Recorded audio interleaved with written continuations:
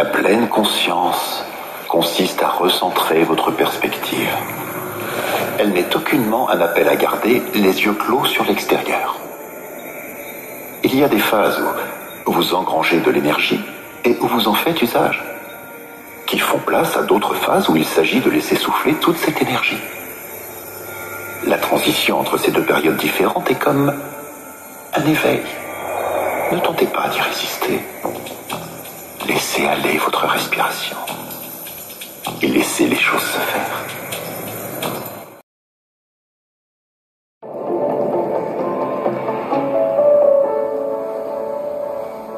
Il n'y a plus d'écran pour votre film mental, parce que tous vos sens sont maintenant occupés par le présent.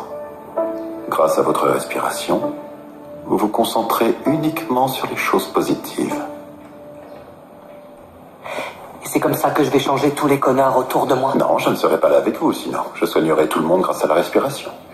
En revanche, ce que vous pouvez changer, c'est votre réaction face à ces connards.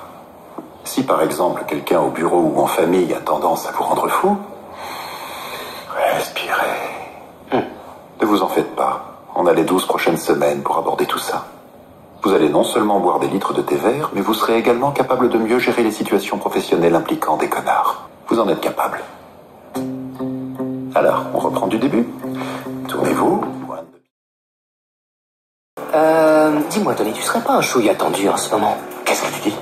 Tu m'as l'air vachement crispé. Est-ce que tu es familier avec le concept d'îlot de temps? Je vais te carrer dans le derge, ton îlot de temps.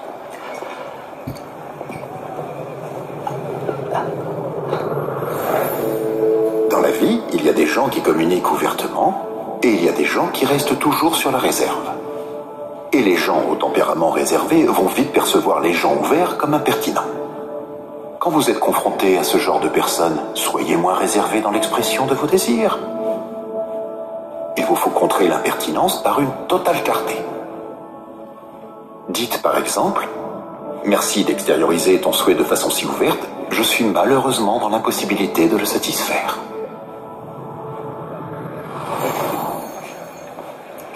Je te sais gré d'avoir formulé tes positions de façon si claire et précise. Je ressentais une certaine tension quant à la manière dont Tony allait se débarrasser de Malte. Très bien. Maintenant, ouvrez les yeux. Il existe dans notre corps des muscles dont la contraction provoque immédiatement la décontraction visée par la pleine conscience.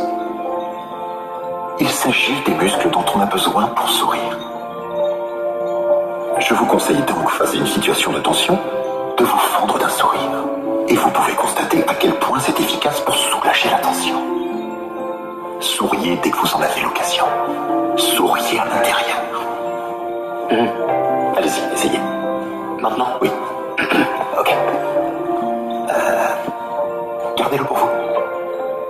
Faites-le très discrètement dès que vous en avez besoin. Je vous montre.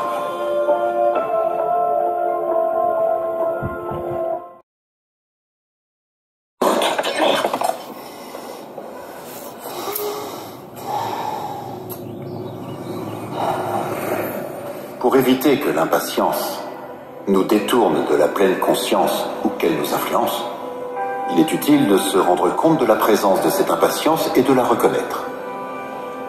Ne portez pas de jugement sur cette impatience, mais au lieu de ça, nommez votre état souhaité. Je me sens serein. Allez-y, dites-le. Je me sens serein. Encore une fois. Je me sens serein. C'est déjà mieux. Essayez.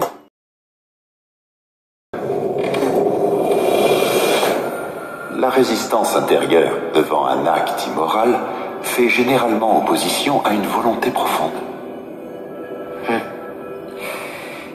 Concrètement, qu'est-ce que je dois faire pour mieux gérer cette résistance qui me gêne? Ce n'est pas rare que ça me bloque dans mon travail. Nommez d'abord la résistance intérieure qui vous empêche de faire quelque chose.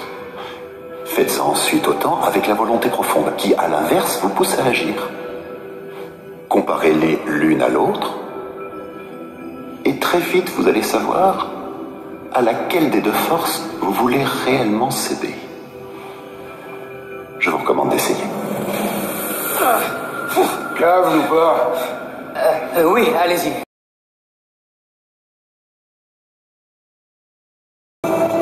La colère est une émotion importante. Elle sert à nous indiquer que ça y est, nos limites ont été dépassées. Lorsque nos propres limites ne sont pas respectées par les autres, on devient agressif. Ce qui compte, c'est la manière dont on gère cette colère et cette agressivité. La colère nous empêche bien souvent de penser de manière assez claire et rationnelle pour résoudre nos problèmes. La colère obscurcit le cerveau. Il ne faut pas lui laisser trop de place, sinon elle nous fait perdre la tête. Ça ne veut pas dire qu'on ne doit pas défendre nos propres limites. Bien au contraire. D'accord. Ok. La colère peut servir à nous indiquer qu'il est nécessaire d'agir, mais il convient de toujours choisir la manière, en respectant les principes de la pleine conscience. Il ne faut pas céder à la colère.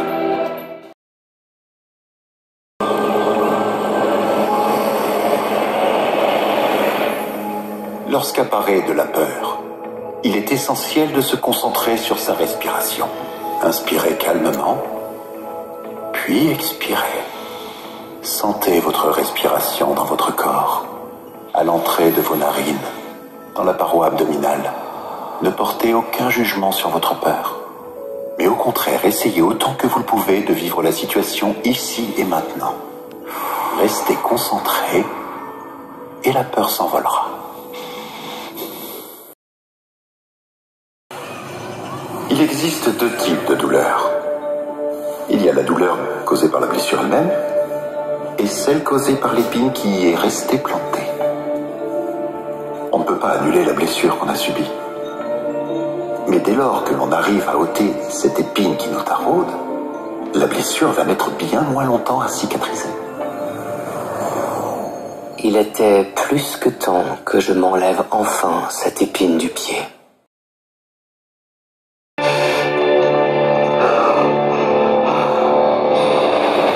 Même le plus long chemin commence toujours par un petit pas. Ouais. Mais si vous réalisez chacun de vos pas en pleine conscience, vous ne serez pas harassé de fatigue à la fin du chemin. Vous vous sentirez soulagé. C'est pourquoi, à chaque pas, votre esprit doit être fixé sur ce que ce pas représente. Maintenant, prenez une profonde inspiration. Et expirez. Encore une.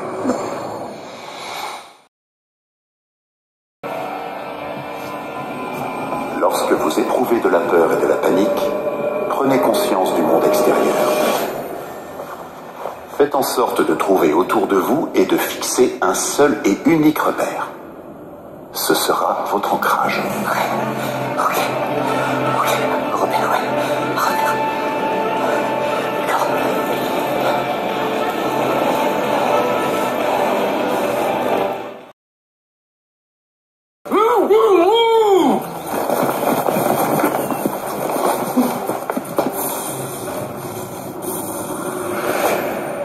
Si subjectivement vous avez l'impression que tout dans votre vie devient un peu lourd, il peut objectivement y avoir une raison très simple. Tout devient en effet trop lourd pour vous. Et comment ce conseil est censé m'aider? C'est très simple. Quand vous sentez que vous êtes en train de saturer, il faut lâcher prise subjectivement. Et aussi objectivement en ce qui concerne vos tâches. Lâcher prise, c'est une bonne chose. Lâcher prise, c'est très loin de vouloir dire renoncer. Et laisser la main, ça ne signifie pas perdre.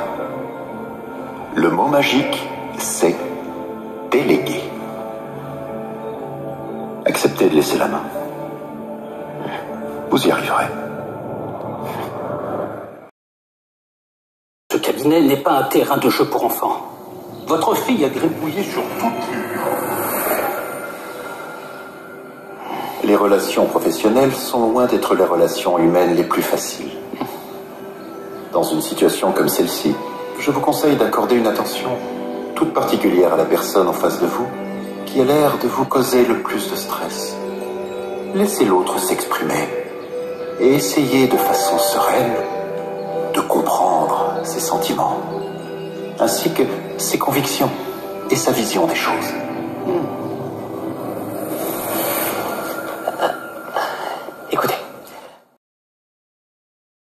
plusieurs raisons qui m'empêchaient de passer du temps avec Amélie. Elles portaient toutes des noms et elles étaient la cause de ma présence ici. La première étape pour trouver une bonne solution, c'est en premier lieu d'avoir un problème à régler. Beaucoup de bonnes idées de solutions échouent par la seule raison qu'il n'existe pas de problème auquel elles puissent répondre. La deuxième étape, c'est d'éviter de chercher une solution unique à chaque problème que l'on rencontre. Il y a une infinité de solutions à chaque problème. La bonne solution saura vous trouver. Et si je suis pressé par le temps? Alors, réalisez l'exercice suivant. Je vais vous demander de vous lever. Allez vous promener, physiquement mais aussi mentalement. Et invitez vos problèmes à vous accompagner. Ensuite, attendez que le problème vous dise ce dont il a besoin pour disparaître.